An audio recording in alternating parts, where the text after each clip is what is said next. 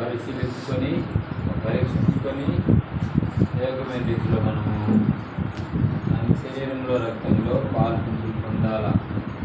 ఇది దేవుని యొక్క సంకల్పం కాబట్టి మనము ఈ కార్యక్రమాన్ని మీద చేస్తున్నాం. ప్రియమైనటువంటి దేవుని బిడ్డలారా, మరి దేవుని యొక్క శరీరాన్ని రక్తాన్ని ఇది త్రాగుడు కొరకై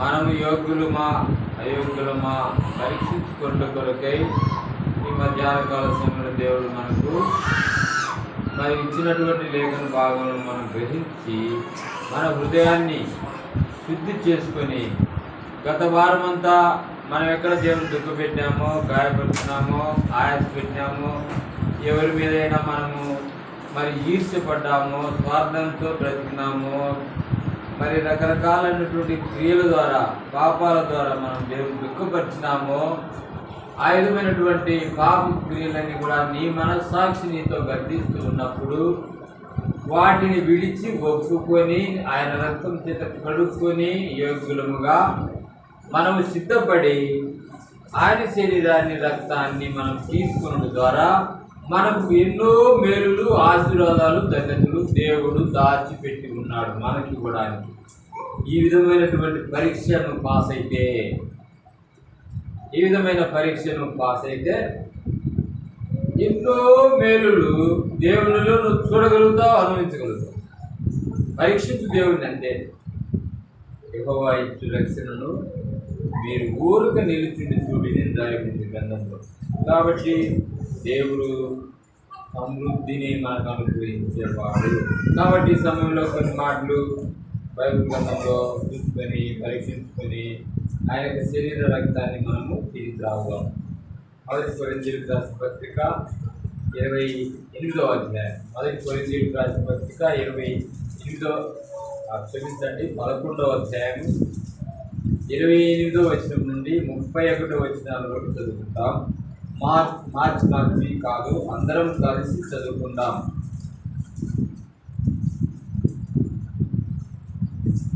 మొదటి కొరింథీయులకు రాసిన పత్రిక 11వ అధ్యాయం. కాబట్టి ప్రతి మనుషుడు అందరం కలిసి చదువుకుంటాం, అందరం చదువుతాం. కాబట్టి ప్రతి మనుష్యుడు తను తాను పరీక్షించుకొనవలెను. అలాగ చేసి ఆ రొట్టెలు తిని ఆ పాత్రలోనిది త్రాగవలెను. ప్రభు శరీరమని వివేచింపక తిని త్రాగువాడు తన శిక్షా విధి కలుగుటకే తిని త్రాగుతున్నాడు. ఇందువలనే మీరు అనేకులు బలహీనులు రోగులై ఉన్నారు, చాలా మంది నిద్రించుతున్నారు. అయితే మనల్ని మనమే విమర్శించుకునే ఎడల తీర్పు పొందక పోదుము.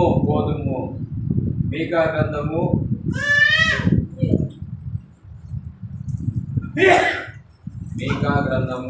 6వ అధ్యాయం పాత నిబంధనలో ఉంటుంది. మీకా గ్రంథం పేజీ నంబర్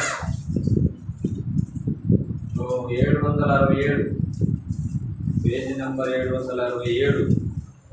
మీకా గ్రంథం 6వ అధ్యాయము 13-14 వచనాలు కలిసి చదువుకుంటాం.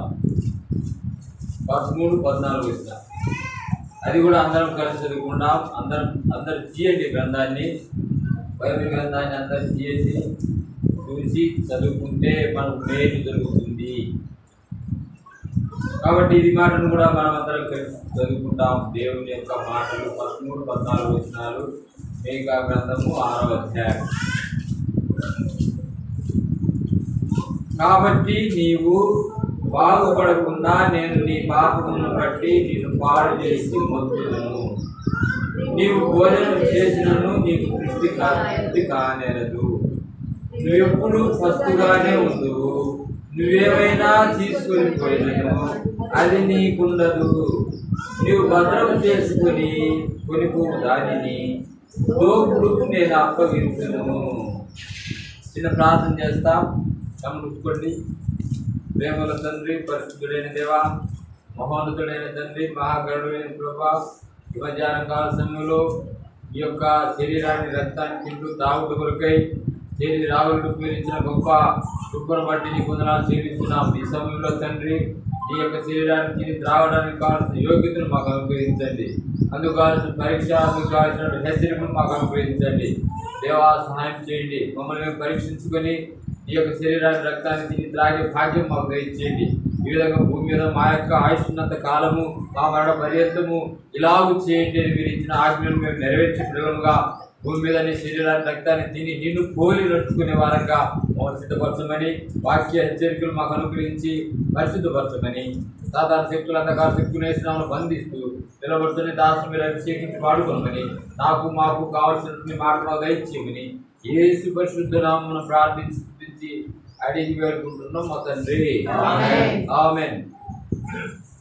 కాబట్టి మన యొక్క అంశం ఏమిటి అని మనం గ్రహించినప్పుడు కొన్ని మాటలు అంశానుసారంగా మనము మరి హెచ్చరికలు తీసుకొని వాళ్ళలో పాల్గొంటాం. భక్తులు పాపం చేస్తే దేవుడు ఊరుకుంటాడా అనేటువంటి అంశాన్ని మనము ధ్యానిస్తూ ఉన్నాం. ఈ అంశాన్ని ఆధారం చేసుకొని మరి బలలో మనల్ని మనం పరీక్షించుకొని బలలో యోగ్యమైన రీతిలో మనలో పాల్పొంపులు పొందే కృప దేవుడు మనకు అనుగ్రహించుగా. కాబట్టి ఈ మీకా గ్రంథంలో సెలవిచ్చిన రీతిగా చూసినట్లయితే, కాబట్టి నీవు బాగుపడకుండా నేను నీ పాపమును బట్టి నేను పాడు చేసి వస్తువును, నీ భోజనం చేసినను నీకు తృప్తి కానేరదు, నువ్వు ఎప్పుడు ఫస్ట్గానే ఉండవు, నీకేమైనా తీసుకొని పోయినను, నువ్వేమైనా తీసుకొని పోయినను అది నీకుండదు, నువ్వు భద్రముగా చేసుకుని పో దానిని దోపుడుకు నేను అప్పగిస్తును. ఆ విధంగా ఈ యొక్క అధ్యాయంలో మనము చూస్తే భక్తులు పాపం చేసినప్పుడు వాళ్ళకు ఉన్నటువంటి ఆ యొక్క లేమి గురించి మనము తెలుసుకుంటున్నాం. భక్తులు అనగా దేవుని యొక్క బిడ్డలు. దేవుని యొక్క బిడ్డలు పాపం చేస్తే దేవుడు ఊరుకుంటాడా అనేటువంటి విషయాన్ని మనం అనుకుంటాం. కాబట్టి ఆయన శరీరం ఎటువంటిది? పరిశుద్ధమైనది. మనము ఆరాధనలో చదువుకున్నాం. ఎలాంటిది ఆ శరీరం అంటే పరలోకం నుండి దిగి వచ్చినటువంటి శరీరం. అది ఎందుకు పరలోకం నుండి దిగి వచ్చి పరిశుద్ధమైన శరీరముగా రక్తంగా ఈ లోకానికి దిగి వచ్చిందంటే, మనం మానవాకారంలో ఉన్నాము కాబట్టి, మనకు కూడా రక్తమాంసాలు ఉన్నాయి కాబట్టి, ఆయన కూడా పాప పురుషుని వల్లే రక్తమాంసం ధరించుకొని పరిశుద్ధుడైన దేవుడి లోకానికి దిగి వచ్చినాడు. ఆ యొక్క శరీరము పరిశుద్ధమైనది, ఆయన రక్తము పరిశుద్ధమైనది. ఆయన శరీరము ఆయన రక్తము పరిశుద్ధమైన అయినప్పుడు దేవుడు ఏం చెప్తున్నాడు? నన్ను తినువాడు. కాబట్టి ప్రియమైన దేవుని బిడ్డలారా, మొదటి పేతురు పత్రిక 1వ అధ్యాయము 15వ వచనం. మొదటి పేతురు పత్రిక 1వ అధ్యాయము 15వ వచనం. మొదటి పేతురు పత్రిక 1వ అధ్యాయము 15వ వచనం. నేను పరిశుద్ధుడనై ఉన్నాను కనుక మీరును పరిశుద్ధులై ఉండుడని వ్రాయబడి ఉన్నది. కాగా మీరు విధేయులకు పిల్లలై మీ పూర్వపు అజ్ఞాన దశలో మీకుండిన ఆశలను అనుసరించి ప్రవర్తింపక మిమ్మును పిలిచిన వాడు పరిశుద్ధుడై ఉన్న ప్రకారం మీరును సమస్త ప్రవర్తన 1-2 దాచిపెట్టుకునేటమేమో. ఇంకా రాయబడిన మాట మనం చూసినట్లయితే సమస్తములో కొంచెము కూడా ఉండించుకోలేదు దేవుడు. సమస్తములో సమస్త ప్రవర్తన యందు పరిశుద్ధులై ఉండండి. ఎందుకు పరిశుద్ధులై ఉండాలా? నేను పరిశుద్ధులను కనుక నన్ను తినువాడు కూడా పరిశుద్ధులై ఉండాలి. ఇది పరీక్ష. మనకు పరీక్ష హాల్లో పెన్ను, పేపరు, అట్ట ఇవన్నీ తీసుకొని పోతాం కదా. తోడొస్తాడు. తోడొచ్చి మొత్తం ఏమన్నా ఉంటే తీయండి. మీ జోబులలో ఏదైనా కాపీలు ఏదైనా రాసేటి ఉంటే తీయండి, లేకపోతే మిమ్మల్ని డీబార్ చేసేస్తాను అంటారు. కాబట్టి ఎందుకు ఆ విధంగా మాట్లాడుతున్నాడు? అది పరీక్ష. పరీక్షలు సంపూర్ణంగా రాయాలంటే కాపీలు పట్టకుండా చెత్త చెదారం నీలో నుంచి తీసివేసుకోవాలా. తీసివేసుకొని నువ్వు సంపూర్ణంగా రాయగలిగితే నువ్వు సంపూర్ణంగా విజయాన్ని సాధిస్తావు, పరీక్షల్లో పాస్ అవుతావు, మంచి రిజల్ట్ వస్తుంది, దేవుడు గొప్ప ఉద్యోగం ఇస్తాడు. నువ్వు కాపీలు కొట్టి పరీక్ష రాస్తే ఎప్పటికైనా ఆ బండి ఆ యొక్క వ్యక్తి పడిపోతావు. ఎందుకు? జ్ఞానం తక్కువ ఉంటుంది. యోగ్యతలోనికి రాలేడు అతను. సంపూర్ణ జ్ఞానం అతనిలో ఉండదు. ఎందుకు? కాపీల మీదనే ఆధారపడినాడు కాబట్టి చదువుకునేవాడు, కష్టపడి చదివేవాడు కాపీలు రాయడు. కాపీలు దేనికి సాదృశ్యంగా ఉంది అంటే పాపానికి సాదృశ్యంగా ఉంది, మోసానికి సాదృశ్యంగా ఉంది, వేషధారణకు సాదృశ్యంగా ఉంది. ఇలాంటి పాప సంబంధమైన క్రియలు నీలో గత వారంలో ఎక్కడైనా జరిగితే దేవునికి ఆశపెట్టేటువంటి పాప సంబంధమైన క్రియలు లక్షణాలు ఉంటే యేసు సన్నిధిలో ఒప్పుకో, వాటిని విడిచిపెట్టు. పాపాన్ని విడిచిపెట్టుటయే పరిశుద్ధతకు కారణము. దేవుని పోలి నడుచుకో. పౌలు భక్తుడు అంటాడు కదా, నేను క్రీస్తును పోలి నడుచుకుని ఉన్న ప్రకారము మీరు నన్ను పోలి నడుచుకోండి. నేను మంచి పోరాటం పోరాడుతుంది, నా పరుగు కడముట్టించుతుంది. ఎంత గొప్ప మాట ఇది, ఎంత గొప్ప సాక్ష్యం ఇది. ఏమైనా దేవుని పిల్లారా, ఎంత గొప్ప ఆధిక్యతతో కూడినటువంటి సవాళ్ళతో కూడిన మాటలండి ఇవి. నా కొరకు నీతికి కిరీటం ఉంచబడి ఉన్నది. ఆ మాట చెప్తూ నా కొరకే కాదు, నా వలే దేవుని పనిలో దేవుని బిడ్డలుగా దేవుని యొక్క ఆవిష్కరణ ప్రకారం దేవుని యొక్క ఇష్టానుసారమైన జీవితం జీవించే ప్రతి ఒక్కరికి ఆ ప్రత్యక్షతలో నేను పొందే నీతి కిరీటాన్ని వారు కూడా పొందుకుంటారు. నాకు మాత్రమే కాదు, మీరు కూడా పొందుకుంటారు. మీకు కూడా దేవుడు ఇచ్చినాడని అర్థం. కాబట్టి యేసు ప్రభువును పోలి నడుచుకోవాలంటే యేసు ప్రభు యొక్క శరీరం ఎలా ఉంది, ఆయన రక్తం ఎలా ఉంది, అది తిని త్రాగే మనం ఎలా ఉన్నాము అనేది పరీక్ష. ఆ విధంగా నువ్వు పరీక్ష బాగా విమర్శించుకొని నువ్వు యోగ్యమైన రీతిలో దేవుని సన్నిధిలో ఒప్పుకుంటే ఏమవుతుందంటే నీ జీవితము ధన్యకరముగా మార్చబడుతుంది. నువ్వు ఆశీర్వదించబడతావు, నీ కుటుంబం ఆశీర్వదించబడుతుంది, నీ బిడ్డలు ఆశీర్వదించబడతారు, నీ సంఘం ఆశీర్వదించబడుతుంది, నీ జీవితం ఫలభరితంగా మార్చబడుతుంది. కాబట్టి దావీదు కీర్తన 1వ అధ్యాయం 1-2 వచనాలు మనం చూస్తే, దావీదు కీర్తన 1వ అధ్యాయం 1-3 వచనాలు చూస్తే ఎవరు ఫలిస్తారంట అని అక్కడ రాయబడింది. దుష్టుల ఆలోచన చొప్పున నడవక, పాపుల మార్గమున నిలవక, అపహాసికులు కూర్చున్న చోట కూర్చుండక, యెహోవా ధర్మశాస్త్రమునందు ఆనందించు దివారాత్రము దాన్ని ధ్యానించువాడు ధన్యుడు.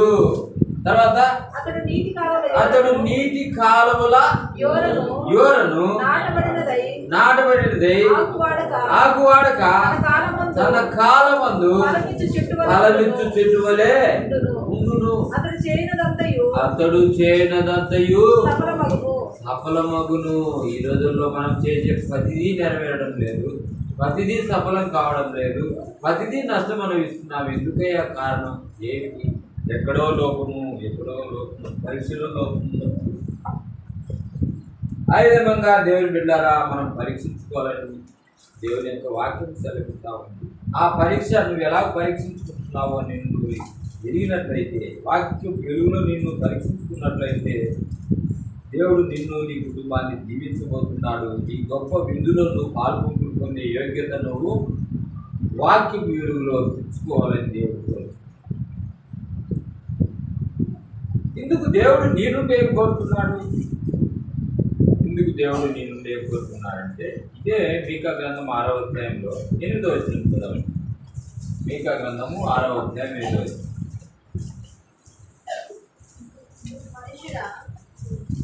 ఈ మందనిది. మీకా గ్రంథము 6వ అధ్యాయము 8వ వచనం. మనుషుడా ఏది ఉత్తమమో అది నీకు తెలియజేయబడి ఉన్నది. న్యాయముగా నడుచుకొనుటయు కనికరమును ప్రేమించుటయు దీన మనసు కలిగి నీ దేవుని ఎదుట ప్రవర్తించుటయు ఇంతే కదా యెహోవా నిన్ను నడుచున్నాడు. దేవుని కోరిక అనేది ఏది ఉత్తమమో నీకు తెలియజేయబడి ఉన్నది. దానికి న్యాయముగా నడుచుకున్నటయు కనికరమును ప్రేమించుటయు దీన మనసు కలిగి దేవుని ఎదుట ప్రవర్తించుట. ఎవరిలో దేవుడు నివసిస్తాడని మనం గ్రహించినట్లయితే చూడండి, కీర్తన గ్రంథం 57వ అధ్యాయము. కీర్తన గ్రంథం 57వ అధ్యాయము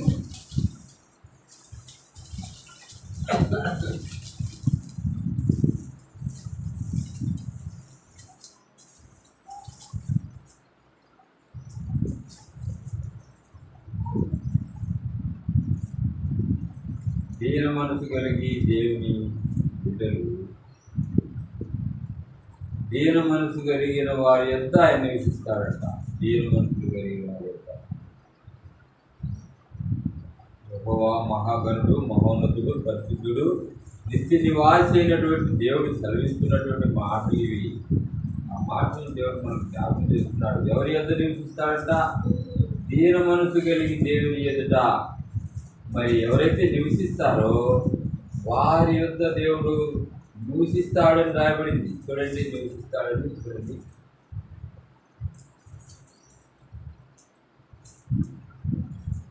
యెషయా గ్రంథం 57వ అధ్యాయం. క్షమించండి, యెషయా గ్రంథం 57వ అధ్యాయం 15వ వచనం. యెషయా గ్రంథం 57వ అధ్యాయం 15వ వచనం. మహాగణుడును మహోన్నతుడును పరిశుద్ధుడును నిత్య నివాసి అయిన వాడు ఇలాగ సెలవిస్తున్నాడు, నేను మహోన్నతమైన పరిశుద్ధ స్థలములలో నివసించువాడను. ఆయనను వినయము గల వారి ప్రాణమును ఉజ్జింపజేయుటకును, నలిగిన వారి ప్రాణమును ఉజ్జింపజేయుటకును, వినయము గల వారి యొద్దను దీన మనస్సు గల వారి యొద్దను నివసించుచున్నాను. ఎంత గొప్ప దేవుడు! మహోన్నతుడంట, పరిశుద్ధుడంట, మహోన్నతమైన స్థలములలో నివసించు గొప్ప దేవుడు. ఆకాశ మహాకాశములు పట్టజాలడేవాడు.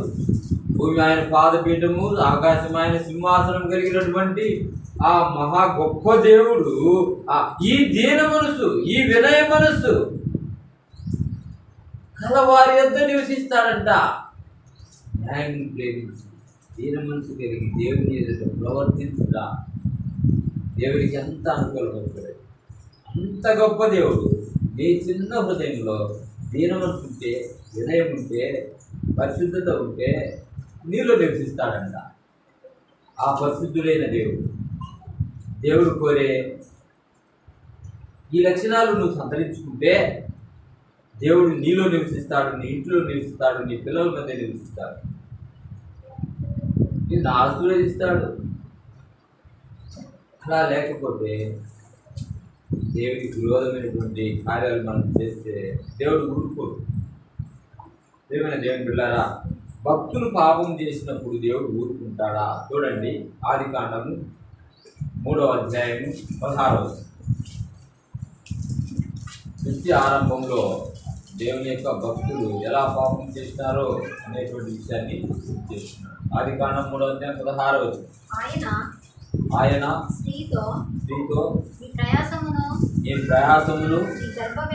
నీ గర్భవేదనను నేను మిక్కిలి వెచ్చించెదను, వేదనతో పిల్లలను కందు, నీ భర్త ఎడల నీకు వాంఛ కలుగును, అతడు నిన్ను ఏలునని చెప్పాను. అది అవతో చెప్పినాడు. ఇంకా ఆదాముతో చెప్తున్నాడు చూడండి. ఆయన ఆదాముతో నీవు ఈ భార్య మాట విని తినవద్దని నేను నీకు ఆజ్ఞాపించిన వృక్ష ఫలములు తింటివి కనుక నీ నిమిత్తం నేల శపించబడి ఉన్నది. ప్రయాసముతోనే నువ్వు బ్రతుకు దినములన్నీ దాని పంట చివరిగా 8వ వచనం. దేవుడైన యెహోవా అతడు ఏ నేల నుండి తీయబడినో దాని చేతి పరుచుటకు ఏదేను తోటలో నుండి అతనిని పంపివేసెను. చూసినారా భక్తులు తన బిడ్డలు. ఆదాము దేవుని యొక్క స్వరూపం. ఆదాము పాపం చేయకుండా ఉన్నప్పుడు ఆయన ఎవరి స్వరూపం అంట? దేవుని స్వరూపం. అవ్వ ఆదాములు ఇద్దరిని మొట్టమొదటి తయారు చేస్తే అవ్వ మరి ఏమవ్వ పాపం చేసినావంటే పాపం మీద చెప్పింది, ఏం ఆదామా పాపం చేసినావంటే అవ్వ మీద చెప్పారు. మరి వీళ్ళకు ముందే దేవుడు ఏం చెప్పినాడు?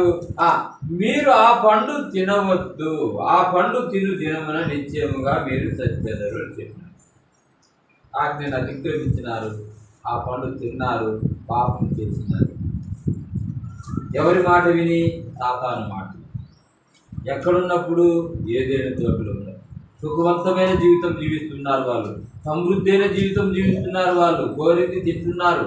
చల్లపూట వస్తున్నాడు యేసు ప్రభు, ప్రతిరోజు వస్తున్నాడు, ప్రతిరోజు చల్లపూట వచ్చి వారితో మాట్లాడి సంభాషిస్తూ ఉన్నాడు. అలాంటి సుఖవంతమైన జీవితం జీవిస్తూ వారిని దేవుడు పోషిస్తూ వారి కొరకు ఏదైనా తోటను సిద్ధపరిస్తే అవ్వ పాపం చేసింది, ఆదాము పాపం చేసినాడు, తినవద్దన్న పండు తిన్నారు. వారిని ఆ ఏదైనా తోటలో నుండి పట్టి వేసినాడు. ఏ నేల నుండి తీయబడ్డారో ఆ నేలను సేద్యపరచుటకు, ఆ నేలలో చెమట కార్చుటకు, ఆ నేలలో వాడు సేద్యపరిచి భూమిని పండించి తినడానికి ఆ ఏదైనా తోట నుంచి తరిమి వేయబడ్డాడు. చెమట కార్చి. ఎన్ని సంవత్సరాలు? అవ్వకి ఎన్ని సంవత్సరాలు? గర్భవేదనతో నువ్వు పిల్లలు కంటావు. స్త్రీకి సర్ప సంతానానికి స్త్రీ సంతానానికి వైరం. ఎన్ని సంవత్సరాలు? ఒక మనిషిని హత్య చేస్తే ఈ యొక్క దేశ చట్ట ప్రకారము యావజ్జీవ కారాగార శిక్ష అని 14 సంవత్సరాలని ఇట్లా శిక్షలు వేస్తారు. మరలా పేరు మీద ఇంటికి వస్తారు. శిక్ష పూర్తయినాక మళ్ళీ ఇంటికి రావచ్చు మనం. కానీ ఈ శిక్ష ఎన్ని సంవత్సరాలు చెప్పండి? జీవితం ఎంత వేసినారు. దేవుళ్ళారా, దేవుని యొక్క చట్టంలో ఉన్న శిక్ష ఎంత గొప్పదో గుర్తు చేసుకోండి. వాళ్ళు చనిపోయేంత వరకు వాళ్ళ సంతానం ఈనాటికి మనం అనుభవిస్తున్నామండి. ఈనాటికి స్త్రీ అనుభవించడం లేదా? ఈనాటికి పురుషుడు అనుభవించడం లేదా? ఏమంత అగసాట్లు, ఏమంత కష్టం. దేవుడు చెప్పిన మాట ఇంటే ఏం పోతుంది సొమ్ము? సుఖంగా సాగుతున్నాడు కదా, ప్రతిరోజు నీ ఎద్దకు వస్తున్నాడు కదా, ప్రతిరోజు నీతో సంభాషిస్తున్నాడు కదా, ప్రతిరోజు నీ సహవాసాన్ని కోరుకున్నాడు కదా. నియామక కూడికలకు రండయ్యా, దేవుని సన్నిధి అనుభవించండి అయ్యా అంటే రావడానికి ఇష్టపడలేదు. దేవుడైతే ప్రతిరోజు వస్తున్నాడు తన బిడ్డల దగ్గర. దేవుని దగ్గరికి రాలేకపోతున్నాం. ఎందుకు శ్రమ, ఎందుకు వేదన, ఎందుకు దుఃఖం? దేవుని తన భక్తులు పాపం చేస్తే దేవుడు ఊరుకుంటాడా అనేటువంటి అంశాన్ని గురించి మనం మాట్లాడుతున్నాం. 2వ వ్యక్తిని చూస్తాం. సంఖ్యాకాండం 12వ అధ్యాయం. సంఖ్యాకాండం 12వ అధ్యాయం 1 నుండి 11 వచనాలు. సంఖ్యాకాండం 12వ అధ్యాయం 1 నుండి 11 వచనాలు.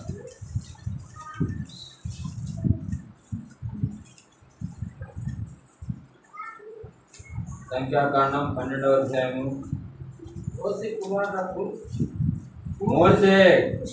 కూషు దేశం స్త్రీని పెళ్లి చేసుకుని ఉండెను కనుక అతడు పెళ్లి చేసుకుని ఆ స్త్రీని బట్టి మిరియాము అహరోనులు అతనికి విరోధముగా మాట్లాడాలి. వారు మోసే చేత మాత్రమే యెహోవా పలికించనా, ఆయన మా చేతను పలికింపలేడా అని చెప్పుకొనగా యెహోవా ఆ మాట వినెను. మోసే భూమి మీద ఉన్న వారందరిలో మిక్కిలి సాత్వికుడు యెహోవా. మీరు ముగ్గురు ప్రత్యక్షపు గుడారములకు రండని హఠాత్తుగా మోసే అహరోను మిరియాములకు ఆజ్ఞ ఇచ్చెను. ఆ ముగ్గురు రాగా యెహోవా మేఘ స్తంభంలో దిగి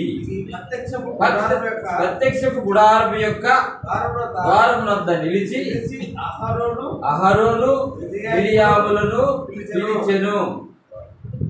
వారిద్దరు రాగా ఆయన నా మాటలు వినుడి, మీలో ప్రవక్త ఇంటిని ఎడల యెహోవానగు నేను దర్శనమిచ్చి అతడు నన్ను తెలుసుకున్నట్లు కలలో అతనితో మాట్లాడుదును.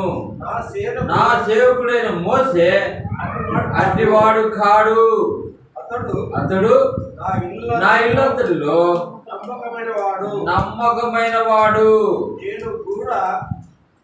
నేను గూఢభావంతో కాదు, దర్శనమిచ్చి ముఖాముఖిగా అతనితో మాట్లాడుదును. అతడు యెహోవా రూపమును నిదానించి చూచును.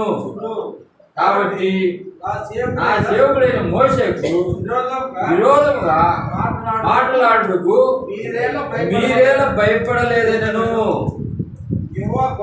యెహోవా కోపము దాని మీద రగులుకొనగా ఆయన వెళ్ళిపోయాను. మేఘమును ఆ ప్రత్యక్ష గుడారం మీద నుండి ఎత్తబడెను. అప్పుడు మిరియాము హిమము వంటి తెల్లని కుష్టు గలదాయను. అహరోను మిరియాము వైపు పిలిచినప్పుడు ఆమె కుష్టు గలదిగా కనబడెను. చాలు చూసినారా, మిరియాము కుష్ఠరోగాన్ని కలిగి ఉంది. మిరియాముకు ఎందుకు? తన యొక్క తమ్ముడైనటువంటి మోషే మీదను అహరోను మిరియాములు ఇద్దరు కూడా అన్నా చెల్లెలు ఇద్దరు కూడా తమ్ముని మీద చదువుకున్నారు. ఎందుకు? కూసు దేశపు స్త్రీని పెళ్లి చేసుకున్నాడని, దేవుడు మాట్లాడినాడు, నాకు అనుగ్రహించినాడని వారితో చెప్పినప్పుడు ఒప్పుకోక ఈర్ష్యపడ్డారు, అసూయపడ్డారు. దేవుడు నీకే నా దేవుడు, మాకు దేవుడు కాడా, మాతో మాట్లాడా, నువ్వు చెప్తేనే చేసుకుంటావా అని తన తమ్ముడైన మోషే మీద శనిగుళ్ళు గొనుగుళ్ళు మొదలైనాయి. అప్పుడు దేవుడు దిగివచ్చి మేఘములో దిగివచ్చి వారితో మాట్లాడుతున్నాడు. మోషే ఎవరనుకుంటున్నావు? నా ఇల్లంతటా నమ్మకమైన వాడు, భూమి మీద అతని వంటి వాడెవడు లేడు, మిక్కిలి సాత్వికుడు. ఎందుకు అతని గురించి అంతగా మీరు గొనుగుతున్నారు ఏమిటి? ఆయనకి భయపడరా మీరు? ఎవరైతే ఒప్పుకుంటారు, మనమైతే ఒప్పుకుంటామా? నేనేంటి పిల్లలు భయపడేది అనే స్వభావం మానవ స్వభావం. కానీ దేవుడు చెప్పినప్పుడు వాళ్ళు బయటకుంటారు. అంతలోనే దేవుని కోపం వచ్చింది. ఆ మిరియాముకు కుష్ఠరోగము. తన భక్తులు పాపం చేస్తే ఇది చూడండి, ఈ పాపం ఎలాంటిది? చూడడానికి చిన్నదే, సరుగుళ్ళు కొనుగుళ్ళు మోసేతో మాట్లాడుతున్నారు. దేవుడు ఆ మాట వినెను. ఒప్పుకుంటాడా? యెహోవా యందు భయభక్తులు గలవారు ఒకరినొకరు మాట్లాడుకుని చూడగా యెహోవా చెవి ఎక్కి ఆలకించడం రాబడింది. దేవుడి బిడ్డకు మాట్లాడుకుంటా ఉంటే దేవుడు చెవి పెట్టి ఆలకిస్తాడంట. గుర్తుపెట్టుకో. ఎక్కడైనా పొరపాటుగా ఎవరు లేరని తిట్లు, ఎవరు లేరని అసూయ మాటలు, ఎవరు లేరని ఈర్ష్య మాటలు మాట్లాడుకోవద్దు మీరు. దేవుడు వింటాడు తన బిడ్డల విషయమై. గుర్తుపెట్టుకో, మిరియాము కుష్ఠు కలిగిందాయి. ఏమైనా దేవుడు బిడ్డలారా, భక్తులు పాపం చేసినప్పుడు దేవుడు ఊరుకుంటాడా అన్న సంగతి గుర్తుపెట్టుకోండి.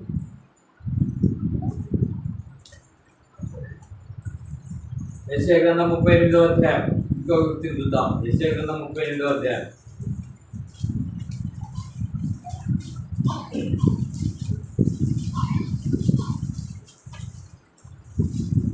క్షమించండి, ముందు పట్టుకొని చూస్తారు.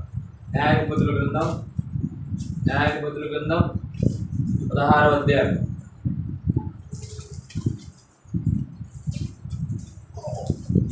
న్యాయాధిపతుల గ్రంథం 16వ అధ్యాయం.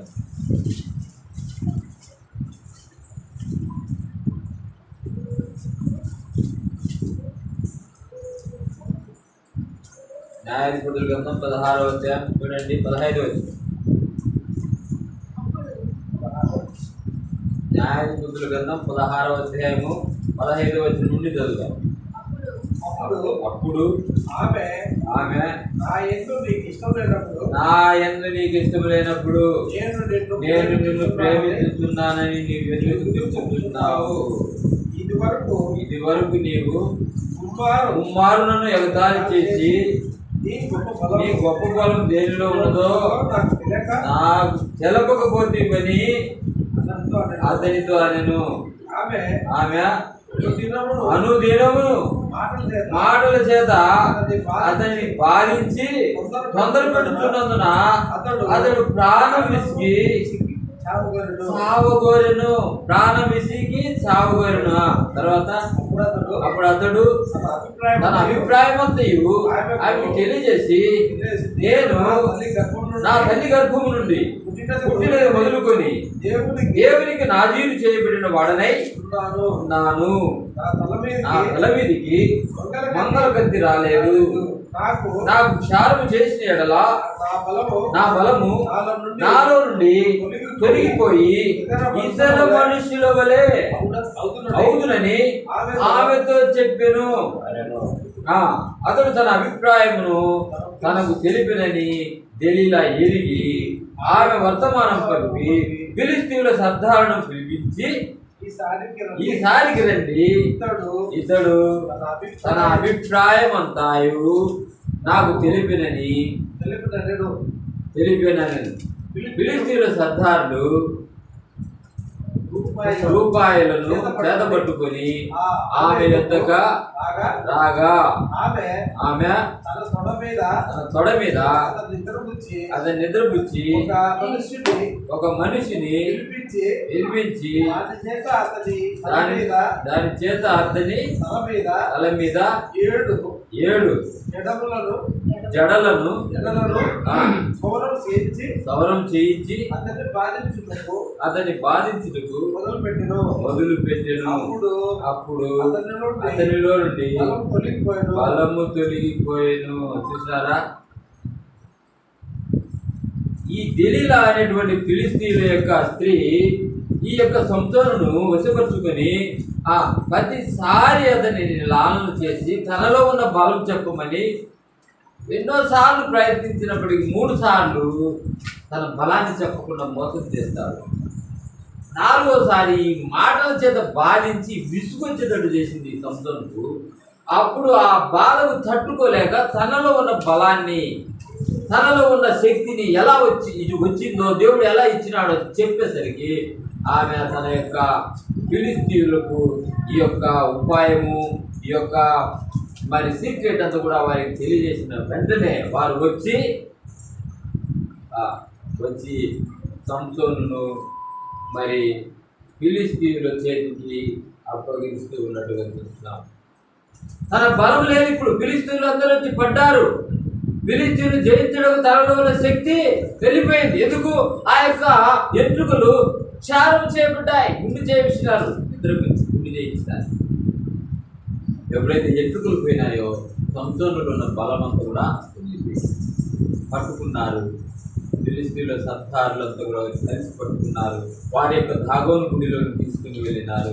2 కళ్ళు గూడ పెరిగినారు. ఆ దాగోను గుడిలో మధ్య స్తంభాలకు గొలుసులతో కట్టినారు. ఆ భయంకరమైనటువంటి సావు. మరి ప్రియమైన దేవుని బిడ్డలారా, చివరిలో ప్రార్థన చేసినాడు సంసోను, ప్రభువా నన్ను క్షమించు, ఈ ఒక్కసారి నీ బలం నాకు దయచేసి ప్రార్థించినప్పుడు ఎంట్రుకలు తలలో తిరుగుతూ రావడాన్ని బట్టి బలము పెరుగుతుంది. ఎప్పుడైతే దేవుడు కనికరించి మళ్ళా బలాన్ని దేవుడు ఇచ్చినాడో ఆ యొక్క 2 మధ్య స్తంభాలకు ఉన్నటువంటి గొలుస్తుంది ఎప్పుడైతే లాగినాడో ఆ దాగోను గుడిలో, దాగోను గుడి పైన, దాగోను గుడి మధ్యలో, అంతస్తులలో సంసోనుని ఎలా చంపుతారో చూడడానికి వచ్చినటువంటి ఆ దేశ ప్రజలందరూ అక్కడ కూర్చుని ఉన్నారు.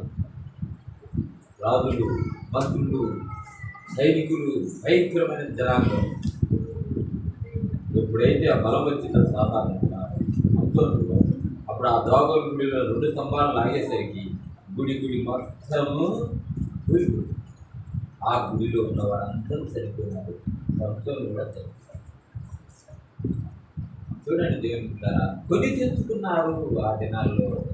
సంసోను తన జీవితంలో చంపిన వారికి కంటే ఎక్కువ, లెక్కకు మించి ఆ దాగోను గుడిలో చనిపోయినారంట జనాలు ఆ రోజు.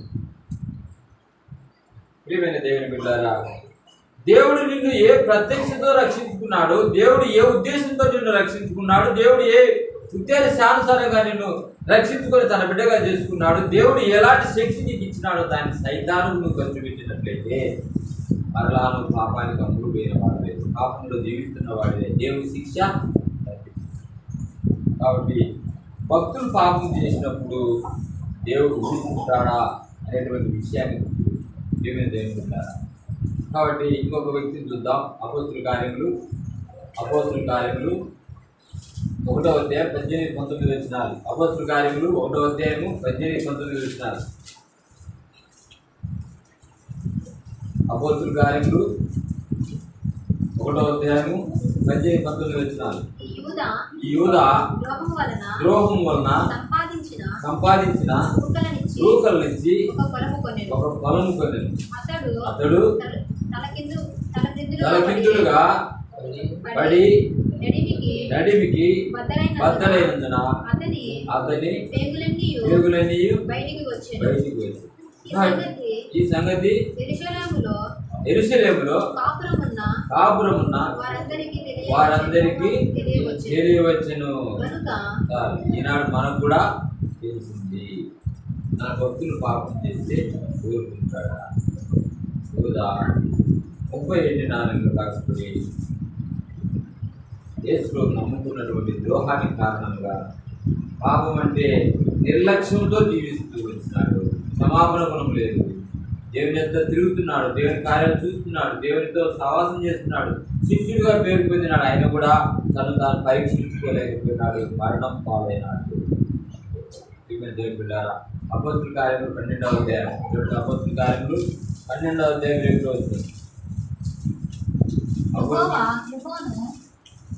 అపోస్తుల కార్యములు 12వ అధ్యాయము 21వ వచనం నుండి.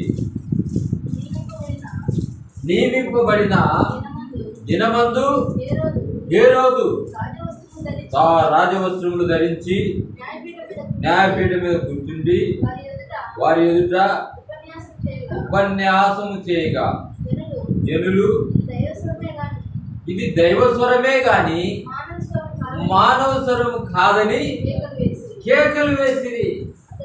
అతడు దేవుని మహిమపరచనందున వెంటనే ప్రభుదూత అతడిని మొత్తిను కనుక పురుగులు పడి ప్రాణం విడిచెను.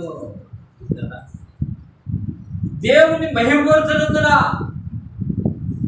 దేవుని లెక్క చేయనందున, దేవుని ఆజ్ఞలు పాటించనందున, దేవుని పని చేయనందున, దేవుని సహవాసం కలిగి ఉండకపోవడాన్ని బట్టి, దేవుని ఇంటికి రావడంలో నిర్లక్ష్యం సోమరితనాన్ని కలిగి ఉండడాన్ని బట్టి తన భక్తులు పాపం చేస్తే ఊరుకుంటాడా?